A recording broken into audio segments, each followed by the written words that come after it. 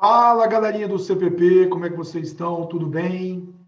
Primeiramente, muito agradecido aí pela oportunidade, a toda a direção do colégio, em especial a figura do Reginaldo, por essa oportunidade de trabalhar aqui com vocês, mesmo que distantes, né? Mas estamos aí juntos nessa parte da filosofia. Acho que foi muito legal, acho que os vídeos ficaram bem didáticos, bem precisos, bem objetivos quanto à nossa filosofia. Também quero agradecer a vocês que chegaram até aqui, até o final do curso, até a última aula, essa aula 8, na qual nós vamos abordar a Escola de Frankfurt, a filosofia do Foucault e a filosofia da ciência. Beleza? Espero que eu tenha conseguido transmitir o conhecimento filosófico para vocês.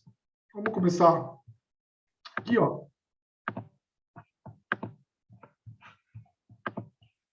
Então tá aí, você que chegou ao fim do nosso curso. Vamos aí para a nossa aula de número 8. Vamos ver. Nós temos duas partes. A primeira parte eu vou falar da teoria crítica e a segunda parte é a sociedade do controle com Foucault e filosofia da ciência. Então vejamos. Essa teoria chamada de crítica, ela surgiu na Alemanha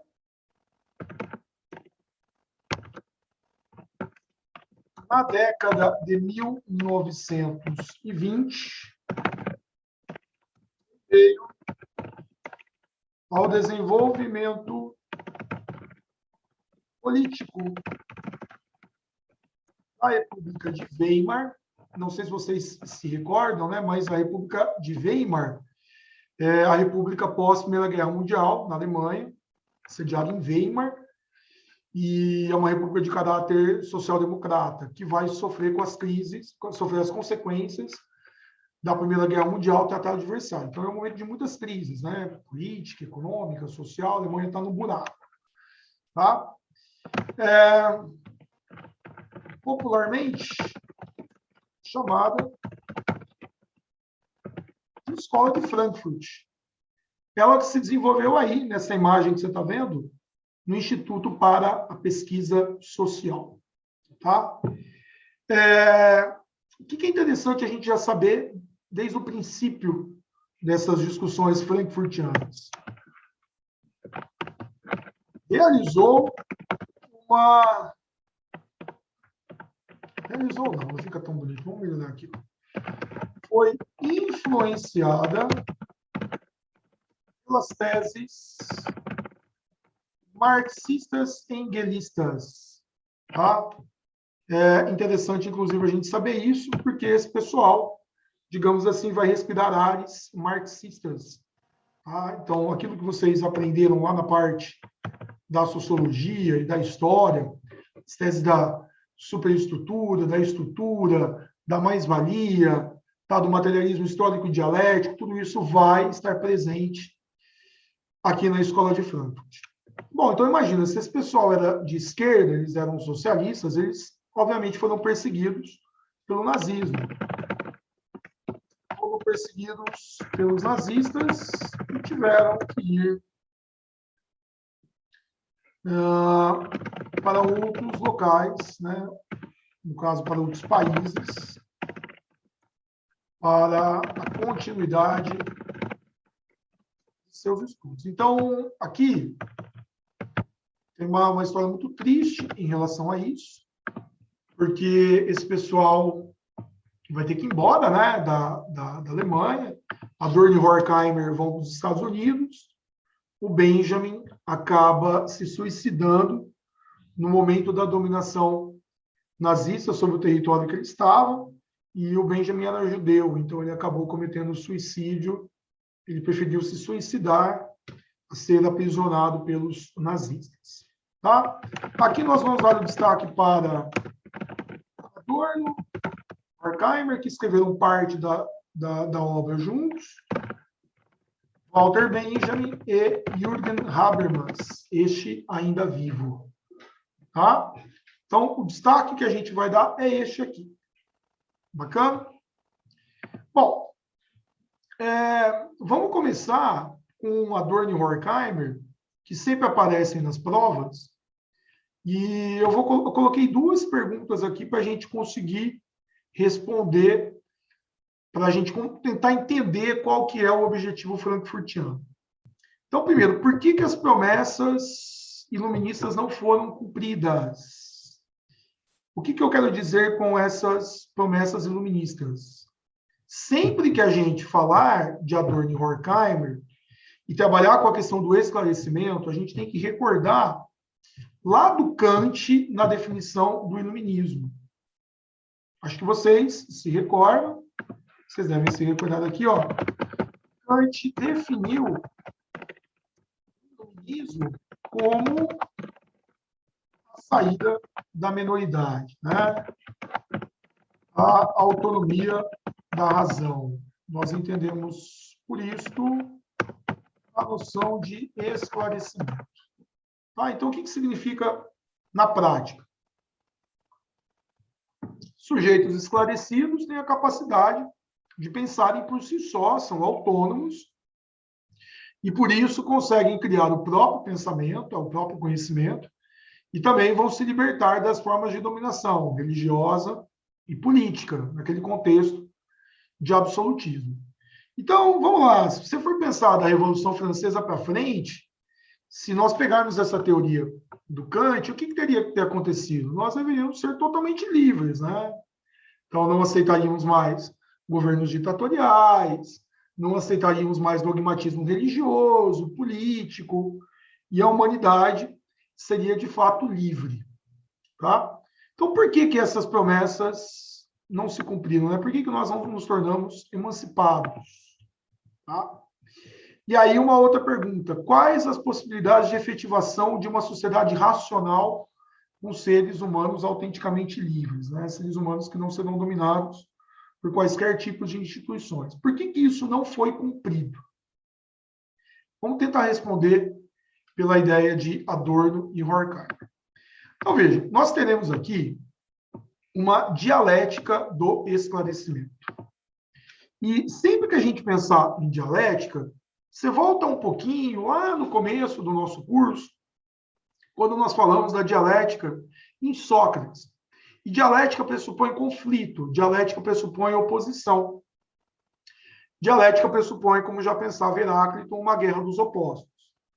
Essa guerra de opostos, essas contradições, esses conflitos, eles podem acontecer no diálogo, como Sócrates mostrou, eles podem acontecer em opostos, que movem o mundo, como pensou Heráclito, podem acontecer em Marx, na noção do conflito de classes sociais. Classe possuinte, burguesia, e classe não possuinte, proletariado. Então, sempre veja, né? A dialética pressupõe a oposição, o conflito e a contradição. Então, imagine vocês que o esclarecimento se torna dialético.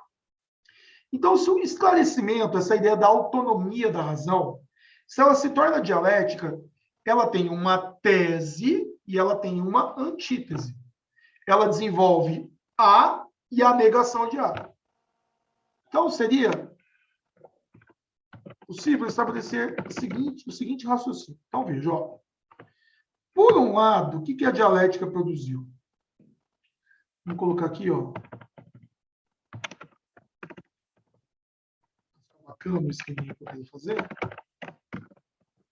Esclarecimento. Então, por um lado, olha só o que ele vai produzir para a gente. Por um lado, então, a razão produziu conhecimento, houve um grande avanço da técnica, tá? Então, veja que nós tivemos um desenvolvimento significativo de invenções. Veja do século XVIII para frente, né? Máquina a vapor. Da máquina a vapor você vai desenvolver, mais tarde, locomotiva, automóvel, avião, uma informatização gigantesca com os computadores, celulares. Tá? Graças ao esclarecimento que nós temos hoje, energia elétrica, energia nuclear, nós temos ar-condicionado, né? Como sobreviveríamos sem ar-condicionado, tá? Nós teríamos todo esse desenvolvimento tecnológico que existe hoje. E também desenvolvimento científico. Veja lá do século XVIII para frente, né? Se fortaleceram as ciências naturais. Então, pensa biologia, física, química, tá? Grandes nomes se desenvolveram naquele momento. Então, houve um crescimento científico gigantesco, que, na lógica iluminista, deveria levar a humanidade à liberdade. Tá? Agora, qual que é o problema? Essa é a parte positiva, né? Essa é a tese. Tá? Essa é, digamos assim, a parte boa de todo o esclarecimento. Só que se ele é dialético, ele vai gerar uma negação de tudo isso. Ele vai gerar o quê? A dominação. Tá? Da natureza, da própria humanidade. Vai gerar o totalitarismo. O que isso significa? Olha, eu coloquei aqui para vocês duas imagens que são bem significativas. Né? Primeiro, essa noção de um eclipse da razão. Né? O Horkheimer gosta dessa expressão e eu também acho ela muito didática. Se é um eclipse da razão, como a gente vê aqui, um eclipse que às vezes acontece dentro do nosso planeta. Você pega, por exemplo, um eclipse do Sol. Então, se é um eclipse do Sol, se houver um eclipse total, digamos assim, a luz do Sol ela vai desaparecer, né? Vai ficar escuro. Se é um eclipse da razão, então a luz da razão vai ser perdida. O que significa perder a luz da razão? Se nós pensarmos no projeto iluminista, a nossa capacidade racional, ela deveria sempre nos levar ao quê? Ela deveria sempre nos levar ao conhecimento, liberdade. Então, a autonomia da razão leva o ser humano para ser definitivamente livre. Lembra lá do Kant, sapere aude, ouse saber. O problema é que essa nossa capacidade racional, ela deixou de ser utilizada para a produção de conhecimento e produção de liberdade dos seres humanos. Quando ela sofre de um eclipse, quer dizer que ela deixa o seu próprio aspecto racional, o seu próprio aspecto reflexivo de lado e se converte em um simples instrumento de dominação. A razão perde a sua essência, ela perde a sua luz, ela perde o seu caráter de reflexão e ela se converte em um instrumento. Quer dizer que a gente passa a utilizar a razão não mais para produzir o conhecimento e a liberdade dos indivíduos, mas a gente passa a utilizar a nossa razão como um instrumento de dominação. Um instrumento de dominação, então quer dizer que eu vou pensar para criar alguma invenção que não seja para a libertação da humanidade e o progresso da humanidade. Eu vou criar uma invenção para dominar a natureza, para dominar o próprio ser humano. Aquele saber que é poder do Francis Bacon, que a gente viu, se converte num instrumento absoluto de dominação da natureza dos seres humanos. Então, olha que interessante como que funciona o esclarecimento dialético. A humanidade criou, pela sua capacidade racional, os aviões, que encurtaram distâncias e melhoraram muito a nossa vida. O mesmo avião que realiza essas maravilhas também foi utilizado durante as guerras mundiais, também foi utilizado para lançar a bomba de Hiroshima e Nagasaki. Então, veja, as teses de Einstein, tão importantes para o próprio desenvolvimento da humanidade, também são associadas a questões atômicas. Você tem um desenvolvimento científico que é fantástico, mas que eu também posso utilizar, por exemplo, uma guerra biológica. Você vê aí nas teorias conspiratórias em relação à Covid-19, dessa Covid ter sido, por exemplo, despertada em um laboratório na China. Eu não estou defendendo isso, eu estou simplesmente pensando na questão que vem sendo discutida aí. Tá entendendo? Então, essa é a noção da dialética. Tá?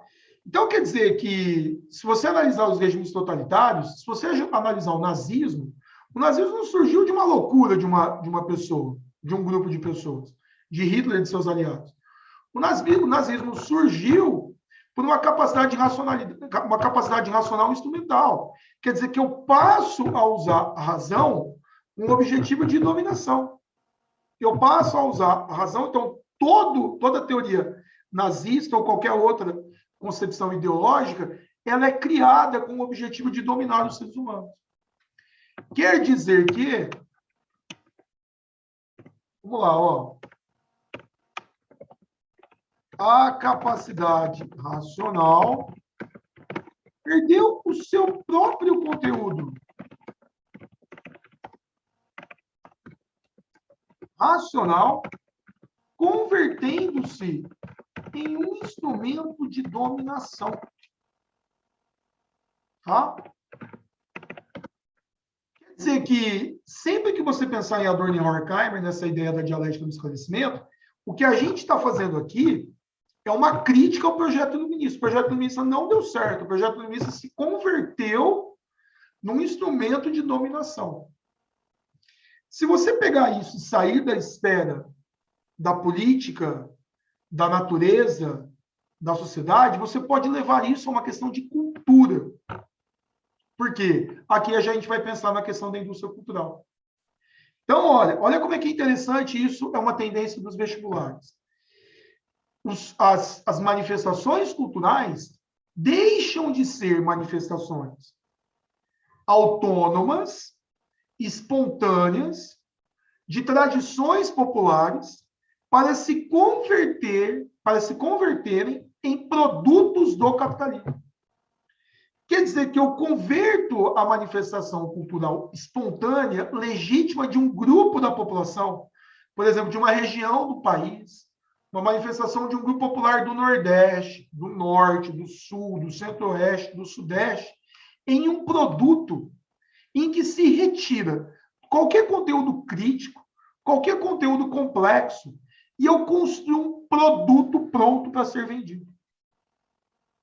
Justamente com o objetivo de padronizar, levar as pessoas ao consumo, tá? Orientando qual é a tendência do comportamento para que haja um volume de compra em massa que satisfaça os interesses econômicos de um grupo. Isso pode ser pensado num grupo musical, por exemplo, numa indústria musical, na indústria audiovisual como um todo, na indústria literária, a gente pode pensar também, tá? Em todo o processo de conversão da cultura em um produto capitalista. Tá? Então, isso também é a razão instrumental. Então, a razão também converte as manifestações culturais em produtos do capitalismo. Tá? Então, veja, a razão instrumental é tão significativa que também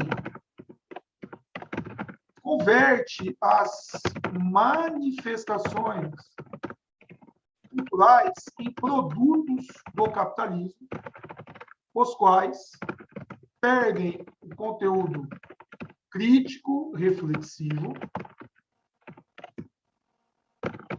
sendo apenas mercadorias que padronizam os gostos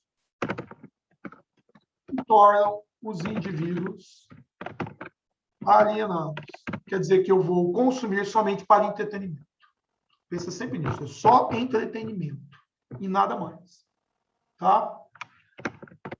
É a força da indústria cultural. Tá? Isso é muito importante. Então, nós nos tornamos sujeitos reificados.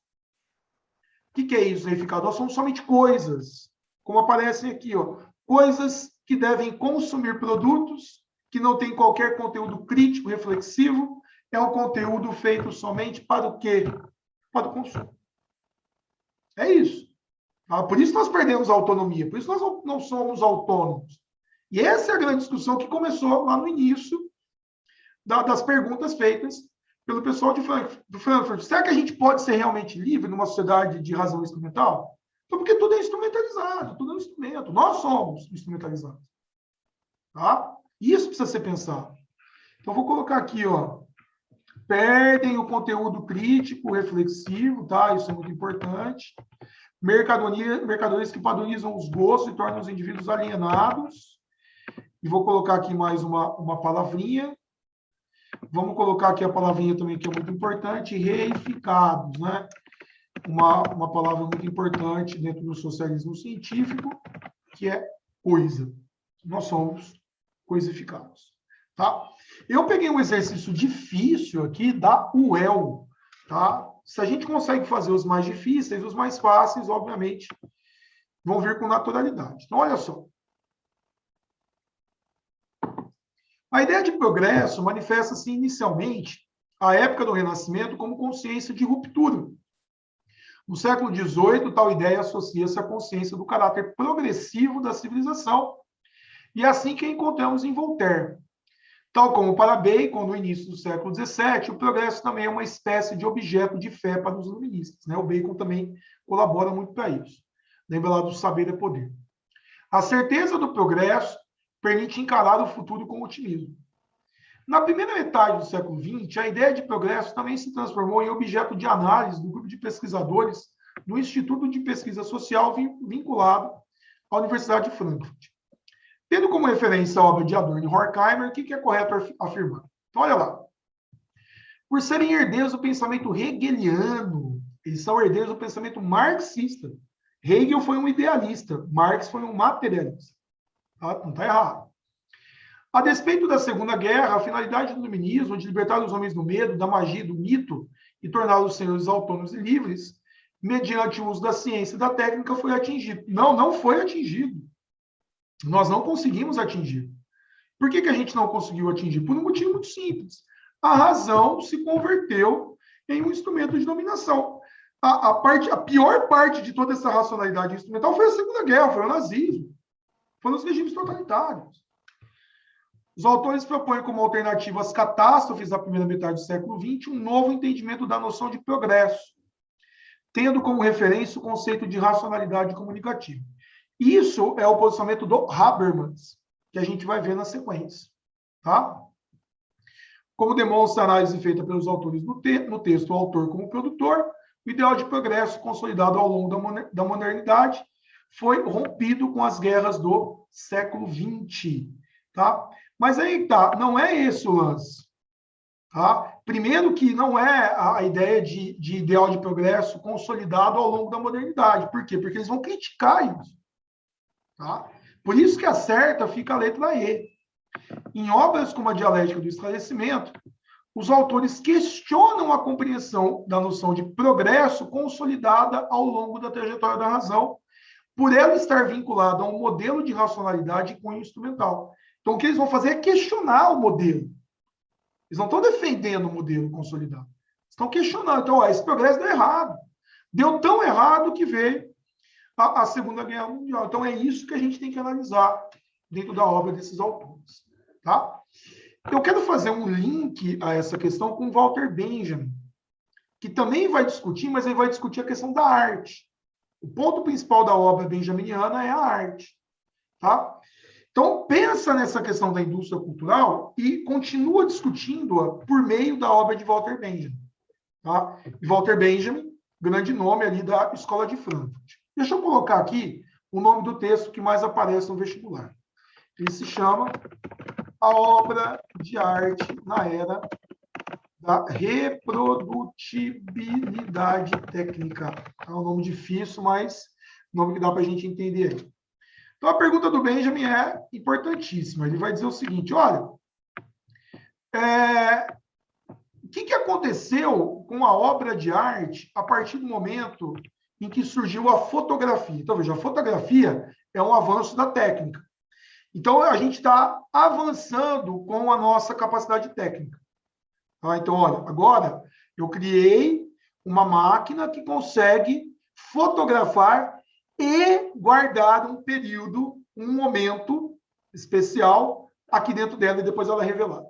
Isso é um avanço da nossa capacidade racional quando ela tem a sua capacidade técnica, de invenção. Tá? O Benjamin faz uma reflexão que é interessante. Ele vai dizer o seguinte, olha, por um lado foi muito positivo. Por quê? Porque ela acabou criando uma facilidade de acesso à obra de arte. Eu não preciso ir ao museu para ver a Mona Lisa.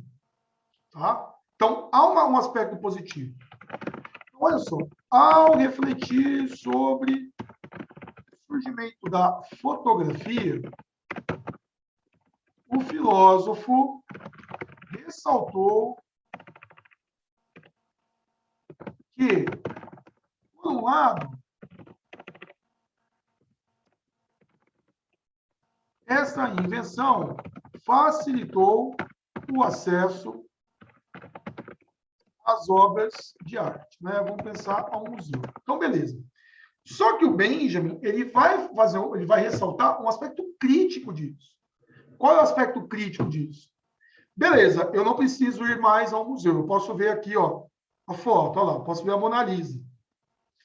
Só que esse desejo de aproximação que nós temos das coisas, que é típico da racionalidade instrumental. Então, olha, eu quero ser próximo a tudo, eu quero ser próximo à arte, eu quero ter a Mona Lisa aqui, eu quero ter toda a obra do Da Vinci, do Michelangelo, do Donatello, tá, dos irmãos Monaich. Eu quero me aproximar disso, porque é uma tendência da racionalidade instrumental. É uma tendência da técnica. Tá, eu quero me aproximar. Mas qual é o lado ruim? De tanto eu reproduzir a obra de arte, tanta fotografia que eu vou tirar, sabe o que vai acontecer? Ela vai perder a aura. Ela vai perder o seu caráter de unicidade, ela vai perder a originalidade, porque é tudo cópia. E no que ela perde a sua originalidade, ela vai empobrecer. Ela tem um empobrecimento. Hoje você vê um empobrecimento gigantesco da arte. Olha aí, o que virou a Mona Lisa? Ela virou tanta coisa, porque ela perdeu a aura. Então, quando eu vou a um museu, ou eu vejo uma obra de arte na sua originalidade, sabe o que acontece? Ah, é isso. Ah, isso aqui perdeu a graça, perdeu a aura, perdeu a unicidade, perdeu a originalidade. Por que perdeu? Porque eu já reproduzi inúmeras vezes. Essa é a grande discussão. Tá? Então, entretanto, por outro lado, ao ser infinitamente copiada, a obra de arte perdeu a sua aura, seu caráter original, único, tá? É essa a análise do Benjamin. Isso aqui já apareceu, você vai ver no nosso material em provas do Enem, tá? E também a UEL também adora discutir essa questão. A perda da aura perdeu seu caráter único, seu caráter original. Legal? Então, terminamos aí a primeira parte da aula. Daqui a pouquinho eu volto com vocês, continuando o restante. Valeu? Até já!